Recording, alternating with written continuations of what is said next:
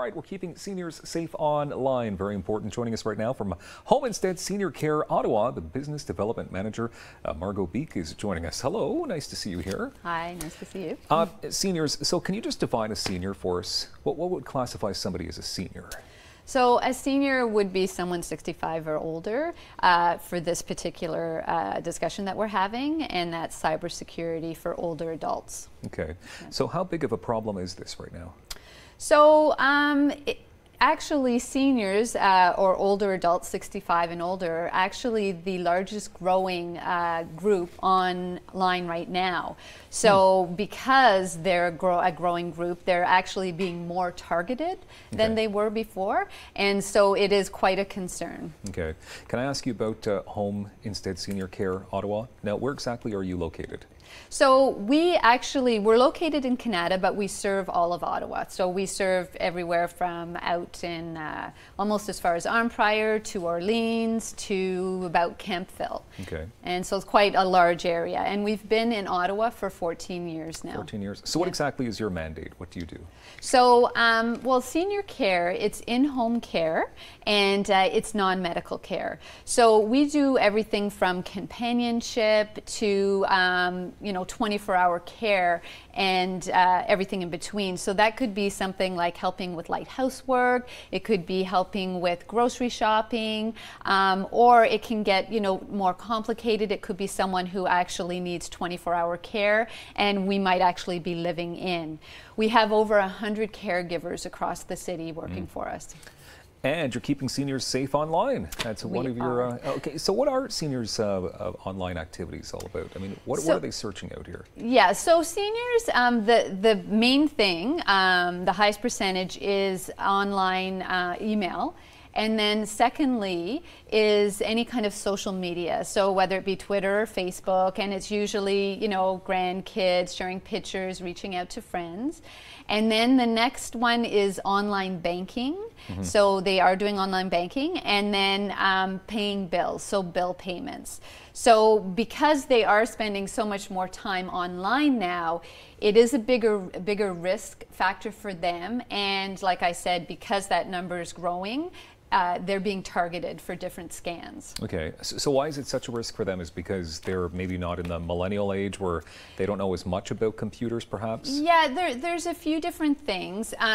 One of the risks for them is some of them have not set up their computers properly, so they may not have proper passwords, or their password may be something simple with just a few numbers or digits in it, where it should be a minimum of 8 to 12, and they should be using multiple characters. So there's a lack of confidence, perhaps not being as familiar with computers. So, there may not be the proper antivirus security features in place. Things that we kind of automatically do, they may not have taken those actions. All right. Some of the top scams then, are they usually money related? Yeah. And a lot of them are emotion based as well, emotions, so that, they usually have a sense of urgency tied to them as well, because they want you to do it quick. They don't want you asking anyone. They just want to try to get in there and get out. Okay. So how do you keep seniors safe? Well, so there are many different steps. One thing coming up is tax season. Yeah, so that's a giant issue, I'm guessing. It is. So about 24% of seniors do their taxes online. So right there's an opportunity. And 1 in 10, the statistics are saying, have already been a victim of some type of tax scam. So usually they pose as either like the CRA, and then they'll be asking them for information that the CRA wouldn't necessarily be asking them for online. Things like their driver's license, or perhaps a passport number, or their banking information. So very sensitive personal information, that should be a red flag. If they're asking you for that sort of information, then you should be cautious, and when in doubt, call.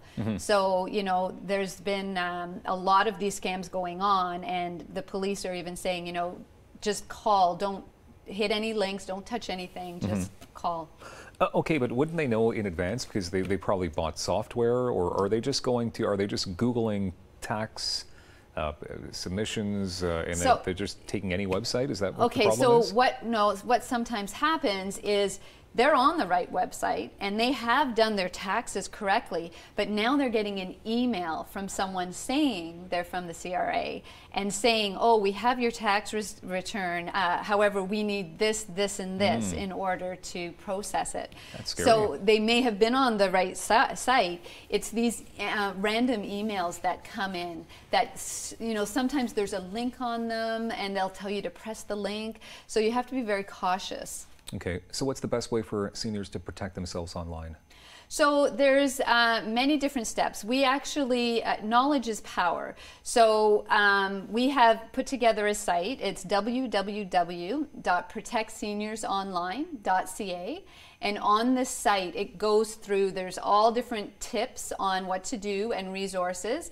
And you can go through it if you are, you know, younger and you want to go through it with your parents and make sure that they understand everything.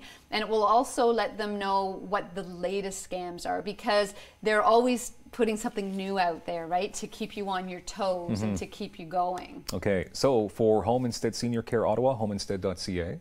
Yes. And for everything else you're talking about, protectseniors.online.ca.